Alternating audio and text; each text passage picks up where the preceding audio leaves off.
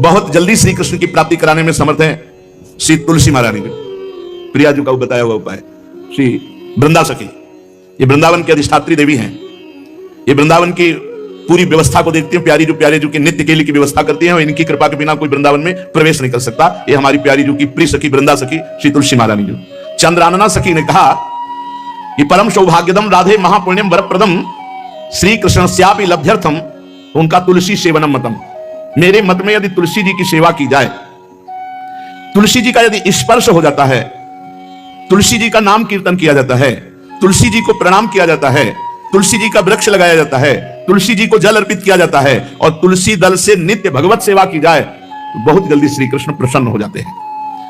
प्रतिदिन जो तुलसी जी की भक्ति करता है, तुलसी का पौधा रोप करके तुलसी जी का सिंचन करना, तुलसी जी को तिलक लगाना, तुलसी जी को माला पहनाना, तुलसी जी की परिक्रमा करना, तुलसी जी को प्रणाम करना, वो कोटि सहस्त्र युगों तक ऐसा महान सुकृत होता है कि भगवान श्री कृष्ण के नित्य समीप रहता है जो तुलसी जी की सेवा करता है। जब तक मनुष्य की लगाई हुई तुलसी की शाखा प्रशाखा बीज पुष्प सुंदर दल से तुलसी जी सुशोभित होती है, तब तक हजारों कल्पों में श्री हरिधाम में रहते हुए उसका कभी पुण्य नष्ट नहीं होता। जैसे एक दिन 1000 कल्प, 2 दिन 2000 कल्प वो भगवान के नित्य धाम में महान सुकृत के बल से भगवत धाम में रहेगा जो तुलसी जी का पक्का मान लीजिए। जब स्वयं सिंह से तुलसी जी रोपण करके तुलसी जी का एक वन लगाया और रोज नवीन नवीन मंजरी तुलसी दल लेकर प्रभु के चरणों में, कहीं ना कहीं तुलसी जी की कृपा हुई। वृंदावन, ये वृंदा अधिष्ठात्री देवी वृंदावन की है, इनकी कृपा के बिना। हे चंद्रादने, संपूर्ण पत्रों और पुष्पों को जो उतार करके सम्मान पूर्वक पहले प्रार्थना करनी चाहिए। हे वृंदा देवी, हे तुलसी जी, भगवान श्री हरि की पूजा के लिए या प्रियाजू की पूजा के लिए हम आपके कुछ मंजरी कुछ दल लेकर के सेवा करना चाहते हैं, आप कृपा करके मुझे दीजिए और फिर उतार लें। ऐसे नोचना नहीं, बहुत सम्मान से बहुत प्यार से, तो तुलसी जी प्रसन्न होते हैं। जो मनुष्य तुलसी दल से श्री हरि की पूजा करता है, कोई भी पाप उसका स्पर्श नहीं कर सकता। पूर्व में किया हुआ कोई भी पाप उसको दंड नहीं मिलेगा जो तुलसी जी की आराधना नित्य करता है। अब इतना जल भी ना चढ़ा दे, माल पुण्य हो जाए और तुलसी जी अंतर ध्यान अनुकूल जल, जैसे मान लो गमले पे हैं तो इतना बड़ा तांबे का रोज उससे चढ़, अब भर के लोटा चढ़ा दोगे 2-4 दिन में अंतर ध्यान हो जाएंगे तुलसी जी। बहुत विवेक से जरूरत है, मतलब भारी पुण्य होगा। अब इतना बड़ा लोटा रोज जल चढ़ाओगे तो 2-4 दिन में पीली होगी अंतर ध्यान हो जाएंगे। भाई इतना जल, अनुकूल जल चाहिए। एक तांबे का छोटा सा लिया, रोज डालो, उसमें कोई फर्क नहीं, और गमला उठाकर धूप में विराजमान करो। सेवा का मतलब क्या है? जो तुलसी जी को जल अर्पित करके तुलसी जी की सेवा करता है, हरि चिंतन करता है, कभी कोई पाप उसका स्पर्श नहीं कर सकता।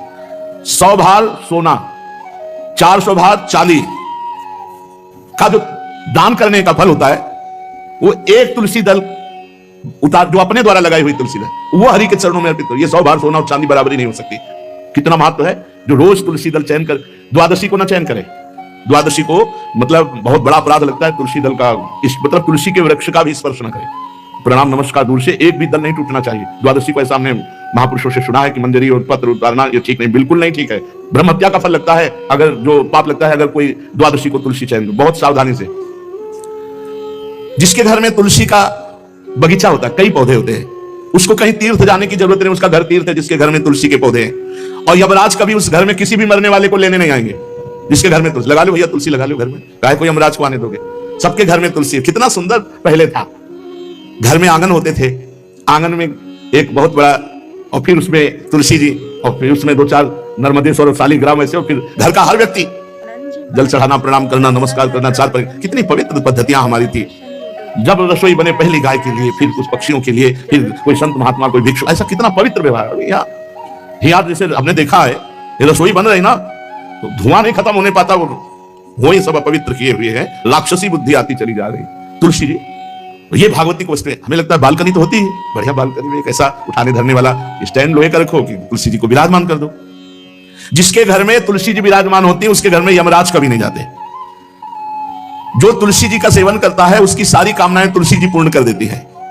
तुलसी जी को लगाना, तुलसी जी का पालन करना, तुलसी जी को सिंचन करना, तुलसी जी का दर्शन करना, तुलसी जी का स्पर्श करना, मनुष्य के द्वारा जो मन वाणी और शरीर से पाप हो गए सबको तुलसी महारानी क्षमा कर देती है, दग्ध कर देती है। पुष्कर आदि तीर्थ, गंगा आदि परम पावन नदियां, ये सब जो स्नान आदि अवगाहन आदि करने का फल देते हैं, वो केवल तुलसी जी घर में विराजमान है उसको फल मिल जाएगा। कितने बढ़िया। जो तुलसी जी की नवीन मंजरी प्रभु के चरणों में अर्पित करके प्रणाम करता है, वो चाहे कितना भी अपराध किए हो, वो कभी यमपुरी को नहीं देखेगा, कभी यमराज के पास नहीं जाएगा। जो मनुष्य तुलसी काष्ठ का घिसा हुआ चंदन लगाता है, उसके सारे संचित भस्म हो जाते हैं, और क्रियमाण जो वर्तमान, वो कभी उसको बांध नहीं सकते। तुलसी जी का काष्ठ का घिसा हुआ चंदन, जिसके घर में तुलसी की छाया होती है, वहां पितरों को अपने आप कल्याण प्राप्त हो जाता है। जो श्राद्ध करने से लाभ मिलता है पितरों को, घर में तुलसी लगा के जो तुलसी की छाया बड़ा पितरों को तृप्ति मिलती है। चतुर्भुज ब्रह्मा जी सारंग धनवा श्री हरि के महामहिम स्वरूप की अनुभूति करने के लिए भी कहा है कि तुलसी जी का महान महात्मा है, अगर तुलसी जी का सेवन करे तो भगवान श्री हरि की महिमा को जान जाएगा। स्त्री हो या पुरुष, पुरुष नपुंसक नारीवा जीव चराचर कोय, सर्व भाव भज कपट तज मोहि परम प्रिय सोय। शरीर वर्दी है, हमारी पोशाक है, हम सब एक हैं, आत्मस्वरूप है, कुछ अलग नहीं है। शरीर केवल पांच भौतिक है तो सबका पांच भौतिक है, उसमें चिन्ह है स्त्री पुरुष के, बस इसके लिए भगवान की आराधना निषिद्ध थोड़ी है। जो स्त्री या पुरुष श्री तुलसी जी के काष्ठ के मन के बना के, जैसे छोटी कंठी या बड़ी माला धारण करता है, श्री कृष्ण उसके बस में हो जाते हैं। यह है तुलसी जी की महिमा। परम सुहाग श्री कृष्ण मिल जाते हैं, और कौन सी भी हमें उपलब्धि चाहिए। हे गोपनंदिनी, तुलसी जी का सेवन करने से श्री कृष्ण वश में हो जाते हैं।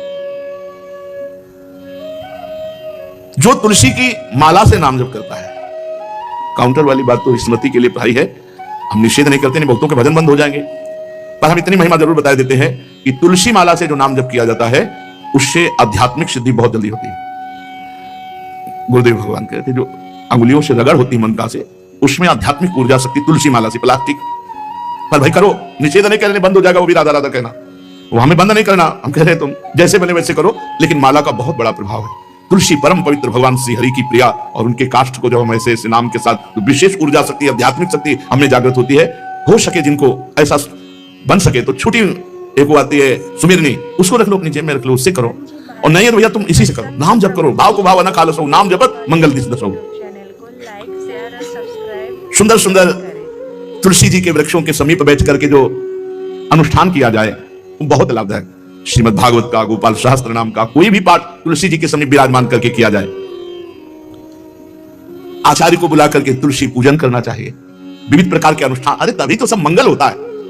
पहले था, हमने देखा है, 4 बजे माताजी दरवाजे के सामने लीपती, रोज का जो पुराने घरों में देहरी के आगे आके 4 बजे लीप करके वहां अपना चौक पूर के दीपक जला, तो क्या पवित्रताएं थी, क्या मंगल था। जब किसी को निमंत्रण दिया जाता था, सबके पैर धोए जाते थे, सुंदर बिछौना बिछा करके, और उसमें बैठकर पत्तल और रज के सकोरा कुल्हड़ ऐसे भोजन पाया। कितना पवित्रता, जो हमारी पूर्व पवित्रता थी, धोती कुर्ता चोटी पवित्रता। मालूम अगर बाहर जा रहे तो पैजामा कुर्ता, ऐसे बहुत पवित्र पोशाकें थी, पवित्र आचरण थे, पवित्र खान पान था। घर में जाओ तो एक पवित्रता, किसी भी घर में ऐसा नहीं था कि देव मूर्ति न विराजमान हो, किसी भी घर में ऐसा नहीं था तुलसी जी विराजमान न हो, 1-2 गाय जरूर होती थी, पवित्रता। अब तो बड़ा विचित्र, ये भारतीय गौएं जो श्वेत रंग की, जो अरुण रंग की, जो सींग वाली है, वो उनका आप दुग्ध देखिए, दुग्ध रख दीजिए, स्वर्णिम कांति छाई मिलेगी। ये हमारी भारतीय पद्धति है, हविष्यान्न, इससे देवताओं का, भगवान का, सबका अभिषेक पूजन होता है। शुद्ध गाय जो हमारी भारतीय है, तीला है उसके जैसे निकला हुआ, भगवान ने सेवा की है। हमारे गोविंद भगवान का नाम ही गोविंद, गौओं के इंद्र। भगवान सुबह से निकल जाते थे, शाम तक गौओं को चराते थे। बड़ा असत्य और सत्य का विवेक होने पर साधक को संसार की तरफ से वैराग्य होने लगता है, और उसका भजन पुष्ट होने लगता है। और जहां भजन पुष्ट हुआ तो नित्य निरंतर अपने चित्त में भगवान वासुदेव को देखने लगता है। चित्त के अधिष्ठात्र देवता भगवान श्री कृष्ण है, वासुदेव। जब चित्त शुद्ध हो जाता है, उसकी पहचान है, न कोई अपना लगता है, न कोई पराया लगता है, सब भगवत स्वरूप लगते हैं। अपना पराया का भेद मिट जाता है। जब चित्त शुद्ध होता है तो किसी भी पदार्थ के भोगने की इच्छा उसमें नहीं रह जाती। जब चित्त शुद्ध होता है तो उसका अनुराग केवल परमात्मा और महात्मा में होता है, पूरे संसार में कहीं होता ही नहीं। ये चित्त शुद्धि का लक्षण है। चित्त शुद्धि का उपाय विवेक और निरंतर नाम जप। चित्त शुद्धि का लक्षण राग द्वेष का अभाव, ना कोई अपना ना कोई पराया, और किसी भी विषय भोगने की इच्छा ही नहीं, आसक्ति तो सिर्फ परमात्मा में या महात्मा में। ये राग द्वेष किसे कहते हैं महाराज? जिस मनुष्य के, जिस पदार्थ के, जिस स्थान की ऐसी आसक्ति हो जाए कि इसके बिना जिया नहीं जा रहा, उसे राग कहते हैं। जैसे मां में राग, पिता में राग, पत्नी में राग, पुत्र में राग, धन में राग, मकान में राग, शरीर में राग, बहुत समझना चाहिए हमारा राग हो गया, जिसका बार बार स्मरण आए और बार बार खिंचाव हो हृदय से। जो हमारे ध्यान पथ में प्रभु की शिवा और आ रहा है, वो सब राग का ही किया कराया खेल है।